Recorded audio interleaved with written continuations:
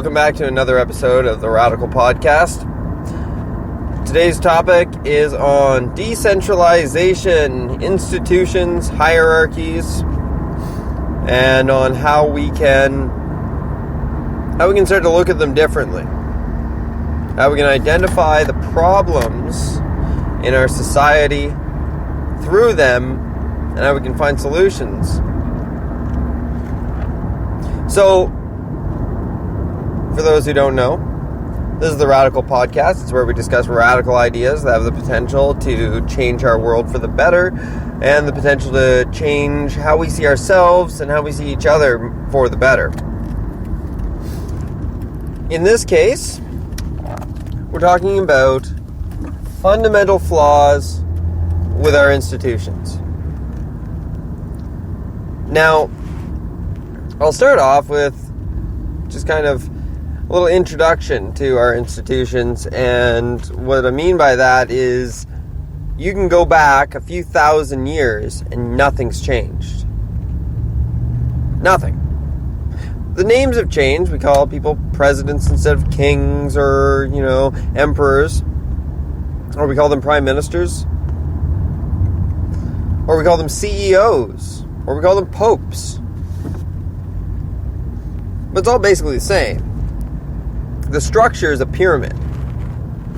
And no, I'm not going to start talking about the Illuminati or the Freemasons or anything like that with regard to the pyramid shape. It's pretty obvious why they kept the pyramid shape, and I don't think it's for any particular ideological reason. It's purely because it works out well for them. Because they're at the top of it. And anyone who's at the top of the pyramid wants to stay at the top of the pyramid. It's not beneficial to them to not have a pyramid anymore.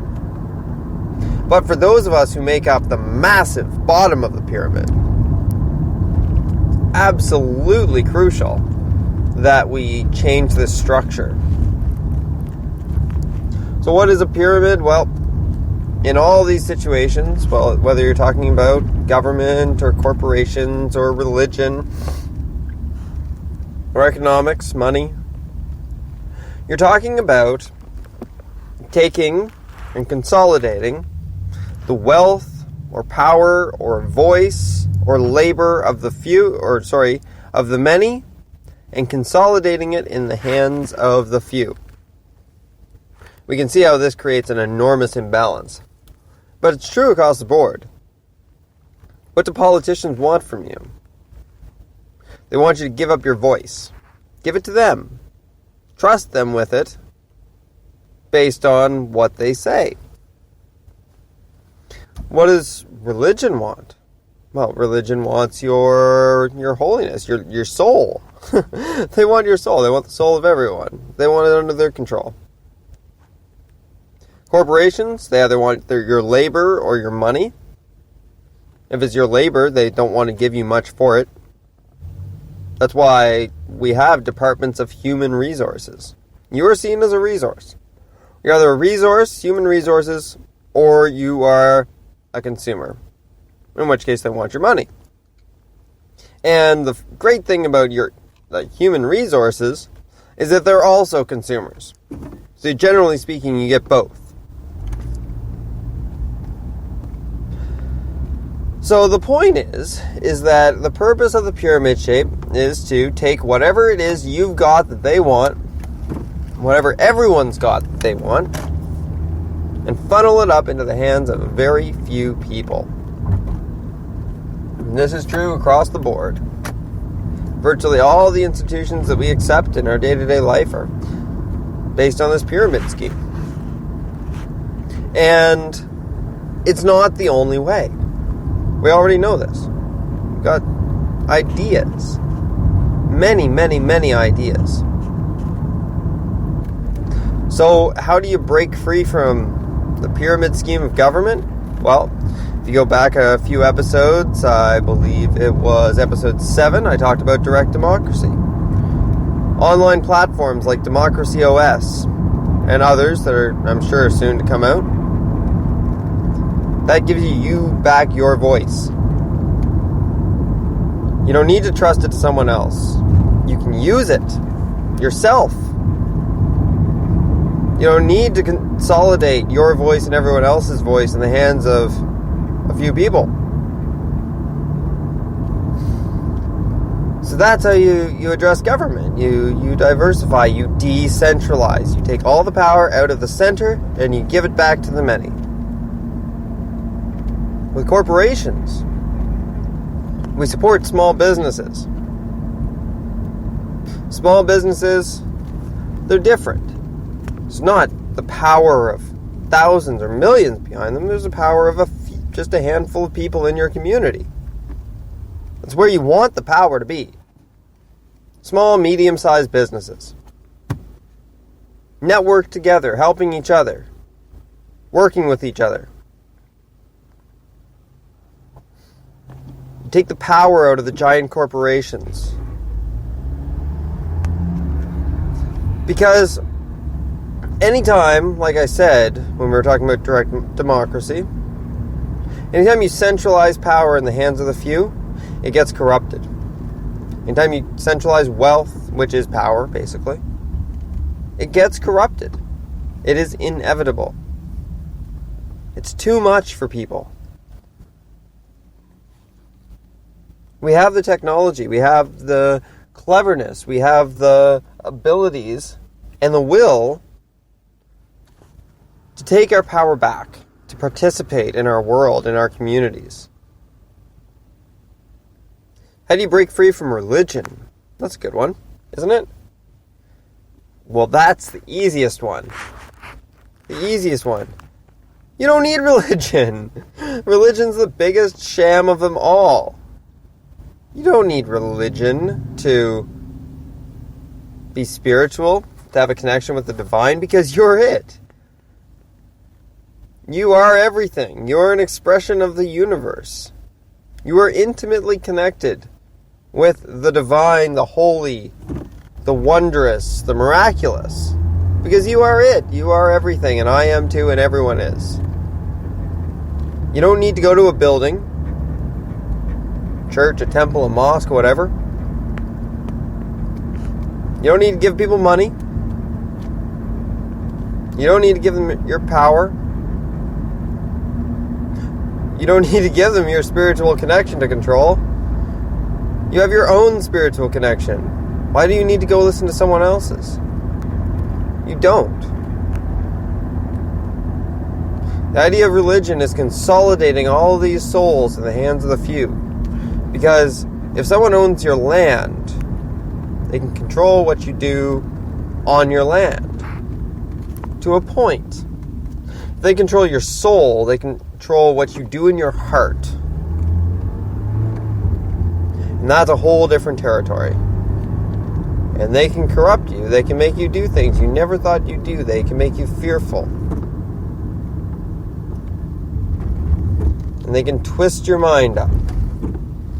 Or you can recognize that you're already everything. You and me and everyone. And everything. All just one big process together. You don't need religion. We can do better than government. And we can do better than corporations. We are smarter than that. We have to restructure our world in a way that makes sense. In a way where we avoid the prospect of having just a handful of people control us all ever again. In a way that encourages diversity of opinion and idea. In a way that encourages progress, change, transformation, evolution. That's how we can take it all back. Centralization is an antiquated notion. It's been around for thousands of years, and we have far more information now than they did when they created it. And perhaps, if knowing what we know now Perhaps they wouldn't have. Perhaps they would certainly regret it. Who's to say what the original intentions were? But we do know, from everything we can see in front of us, that the closer someone gets to absolute power, the closer they get to corruption. Absolute corruption. We can do better. That's the point. We can be smarter. We can include everyone. So, let's start having these conversations. Let's start asking, why do we do things that make absolutely no sense? Oh, and by the way, for the few of you who are thinking about with my comments on government and direct democracy and so on and so forth, well, yeah, but we still gotta have, someone in command of the military and so on. Well, the military is an institution that should not exist. It exists only to protect the interests of the few, not to protect our interests. Militaries long ago were established by the very rich to protect their things against other rich people who similarly started militaries to go and take their things so that they would have more things, more land, more control, more power. Militaries are the cause of the large amount of the centralization and consolidation of power worldwide, and they are what protect it. So no, you don't need someone under a new paradigm to control the military. You don't need hierarchies based on force and violence. We are told that we do because it is profitable to the few to maintain those systems. The same goes for penitentiaries. In a world where scarcity is not imposed on the many by the few, believe me, penitentiaries, punitive justice, or revenge as I like to call it, is not necessary.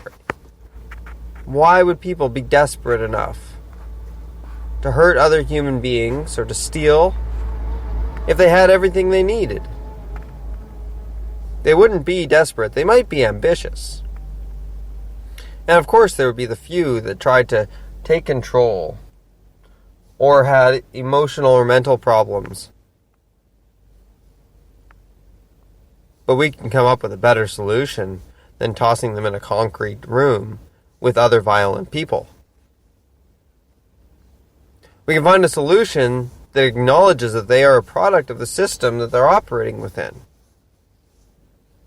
We can address the deficiency within the system. We can look at the person's psychology and determine what sort of a system would allow them to work through their emotional or mental problems. We can create safe places where they are not punished but restored and helped. Because to me, any act of violence on another human being is absolutely a mark of mental dysfunction. People who are feeling good don't hurt other people. You don't want to impose that pain on anyone, because that would make you feel bad. The lack of empathy doesn't come out of nowhere. It's a protective measure against the world. If you have to be strong, if you have to do things out of desperation, empathy can't be there slowing you down, so you block it out. See, you're a product of that environment, of that desperation, of that anger. So, bringing it back, we don't need these hierarchies. We don't. It is the hierarchies themselves that produce the scarcity in this world. Abundance for the few at the top and scarcity for everyone else. So they will fight like cats and dogs amongst themselves, trying to get the last scraps for us and ours. keeps people divided. Scarcity makes you look out for yourself. At least, it does when you're told that's what you have to do in order to get by. You're on your own. No one's on their own. We're all interdependent. If we don't acknowledge that, if we treat people as little universes floating on themselves, then if we put all the responsibility, all the accountability for your life on you, then who's accountable for everything that's happening to you all the time that you have no choice in whatsoever? And who's accountable for giving you the information that you need to adapt to those changes and to that struggle, that difficulty? So breaking down these institutions, religious, nation states, banks, anything where the many are controlled by the few, breaking these down using technology and being the clever little humans we can be. That's got to be our goal. That's got to be the radical change that's needed. Because it is so plain that institutions function like cancer within the world. Hierarchies function like cancer. Exactly like cancer cells. Parasitic, multiplying without end. Giving nothing back and taking. Producing only toxins. Damaging the rest of the body. That's the modern pyramid hierarchy. Same as the old pyramid hierarchy. So let's break it down. Let's create new systems that work alongside that, and everyone switch to them. There won't be anyone left in the pyramid. It'll collapse. Nothing to hold it up. That's it for today's episode of the Radical Podcast. I absolutely want your feedback. I absolutely want to hear criticism about this episode and all the others. And I want to know that you're having these conversations with your friends and family. I want to know that your community is getting interested in radical ideas and radical thought and radical change. I want to know that we're moving things along. Because the status quo is unacceptable. It's been the status quo for far too long. Long past its due date.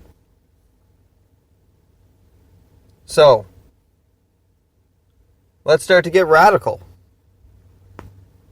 That's it for today. Radically yours, I'm Ryan McKenna.